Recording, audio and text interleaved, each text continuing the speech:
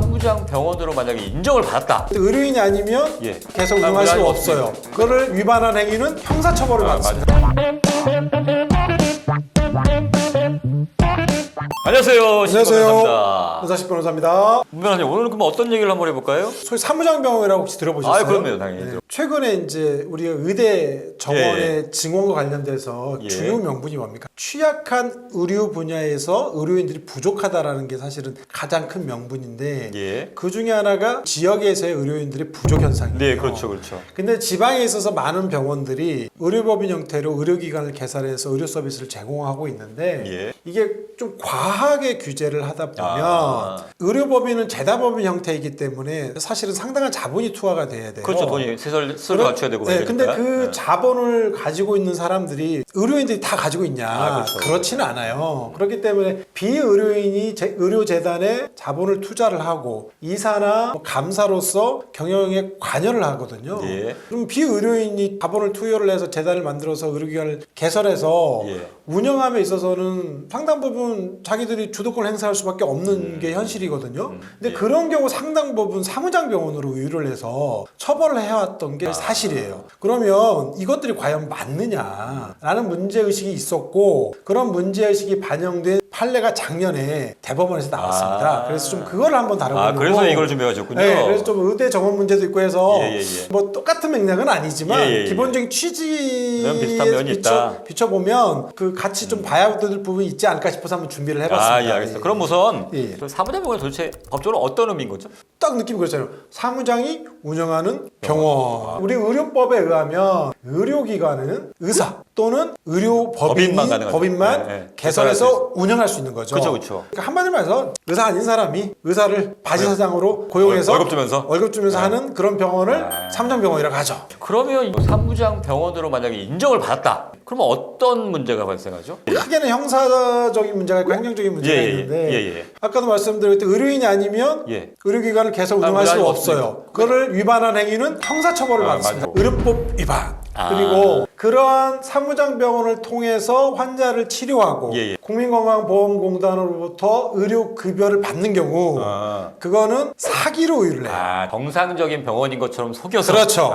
보통 몇 년에 걸쳐서 이렇게 이루어지기 때문에 그 액수가 통상 뭐 수십억, 많으면 수백억. 그러겠네요. 대부분 그래서 특정 경제 범죄 가중처벌에 등에 관한 법률 사기죄로 처벌을 받는 경우가 많습니다. 그리고 행정적으로는 경찰에서 조사를 해서 이거 사무장병원이라고 판단을 하고 인정이 되면, 기소 의견으로 검찰에 송치를 하거든요. 그러면 그 단계에서 즉시 유무죄 상관없이 판단 받기 전에 우리 건강보험공단에서 어떤 걸 하냐면 향후에 청구할 의료급여 있을 거예요. 예. 지금 계속 진료를 하니까 그러니까. 그걸 지급정지를 시켜버려요. 그럼 병원에서 타격이 크겠네요. 그럼요. 사실 병원의 수입의 한 80~90%가 의료급여. 의료급여에서 받는 거기 그러겠네요, 때문에 진짜. 공단에서 지급정지를 하면 사실상 병원 운영이 어려워요. 그러네요. 또 하나 과거에 받은 의료급여는 또 환수 조치를 하죠. 환수 조치를 해요. 그게 뭐 수십억 수백억이 되는 그렇죠, 거예요. 그렇죠. 사실 그 결정이 나면은 이제 사실 병원은 망하는 거라고. 나중에 무죄를 받아봐도 아무 소용이 없네요. 그렇죠. 그래서 굉장히 억울함을 토로를 많이 하고 그래서 행정소송, 이제 환수 결정 취소, 지급보루 결정에 대한 취소 소송을 제기를 하면서 집행정지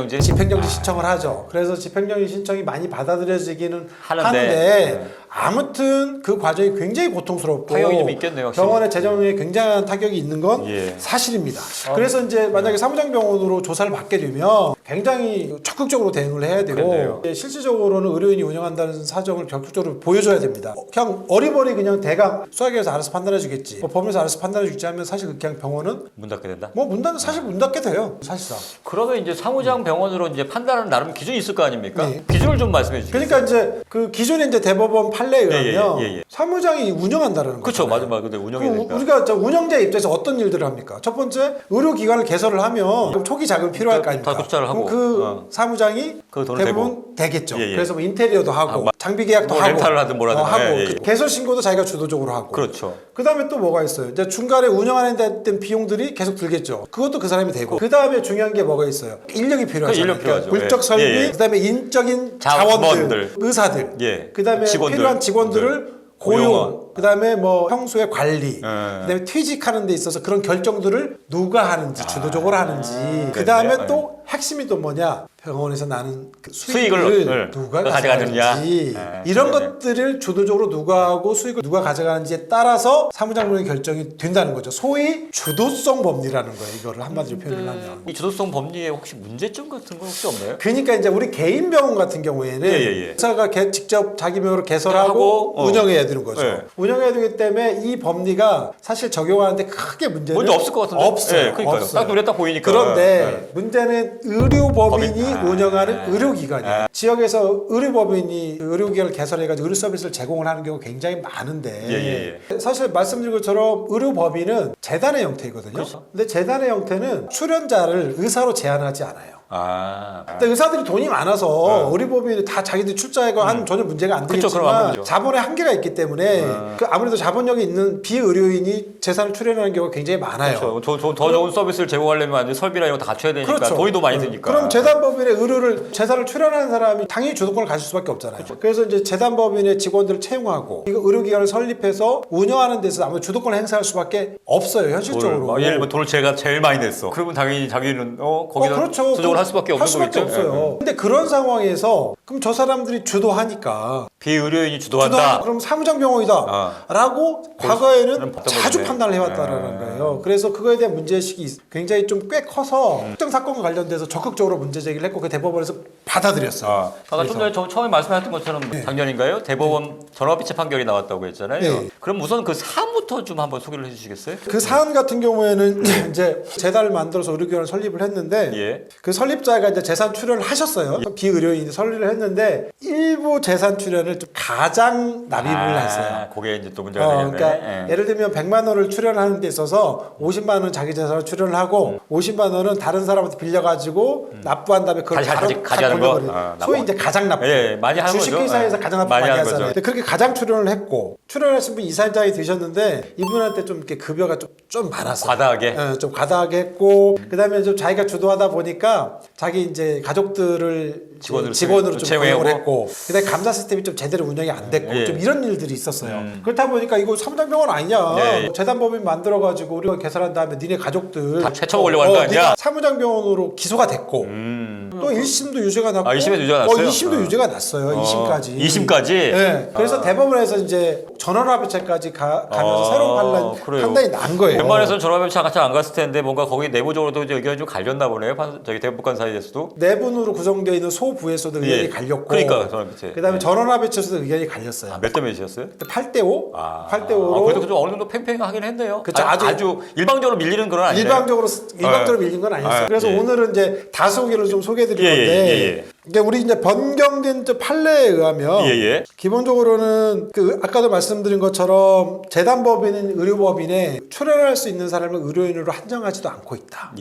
그럼 당연히도 의료인이 아닌 사람이 업무에 관여할 수밖에 없는 구조다. 없다. 그리고 재산을 아무래도 출연을 많이 한 사람이 주도적으로 할 수밖에 없는 이런 사정들을 배경으로 깔고. 하고 그래서 의료법인 명의의 의료기관인 경우에는 이게 진짜로 탈법적인 수단으로 악용을 해가지고 적법한 의료기관의 개설 운영으로 가장하였다는 사정이 드러나지 않는 한 사무장병원으로 하면 안 된다. 근데 좀 말이 어렵죠. 그걸 구체적으로 표현을 하면 제가 한번 좀 읽어드릴게요. 비의료인이 실질적으로 재산 출연이 이루어지지 않아 실체가 인정되지 아니하는 의료법인을 운영하는 경우 그 출연한 재산을 전부 가장 납입하는 경우 맞아요. 이게 대표적인 그거는 뭐 이해가 가네요. 그렇죠. 그거는 완전 의료계를 악용을 하는 거죠. 두 번째로 비의료인이 의료법인의 재산을 부당하게 유출해서 의료법인의 공공성을 일탈하는 경우 이게 대표적인 게 뭐냐면 수입을 빼돌리는 거죠. 근데 만약에 직원이 아닌데 직원인 것처럼 등재하고 그렇죠. 그런 방법을 한 것도 마찬가지 여기 그렇죠. 이제 대표적인 경우가 허위 직원을 등재시켜서 빼돌리는 경우, 그다음에 직원을 등재한다 하더라도 통상 수준의 급여를 아니라 훨씬 넘어서는 수준으로 사실상 병원의 수입을 자기들 다시 다 가져가는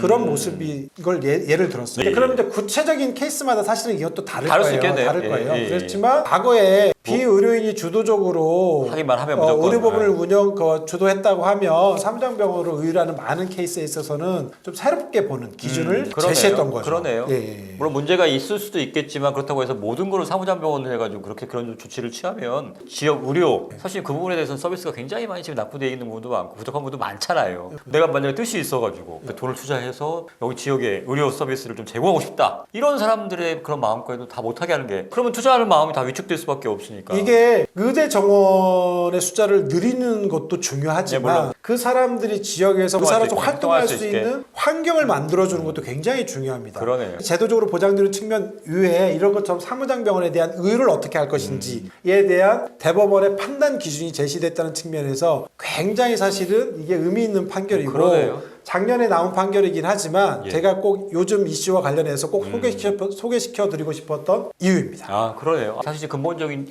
의대 직원의 취지가 뭐냐. 네. 물론 그것도 그거대로 추진해야 되겠지만 네. 이런 것도 사실은 어떻게 보면 뭐 법의 허점이라든가 아니면 무분별하게 너무 이렇게 제약을 가하는 것들에 대해서는 조금 좀 풀어주는 것도 필요하지 않을까라는 생각이 좀 들긴 하네요. 맞습니다. 오늘 저기 시청하신 분들 어떠셨나요? 물론 좀 약간 어려울 내용일 수도 있긴 하겠지만 요즘 이슈가 되고 있는 의대 지원과 관련해서 맞물려서 네. 한 번쯤은 생각해 볼 주제가 아니었나라는 생각이 듭니다. 혹시 오늘 주제를 포함해서 그동안 궁금하셨던 사항이라든가 저기 개인적으로 혹시나 상담 받기를 원하시는 분도 있으면 이메일 주소 어떻게 되죠?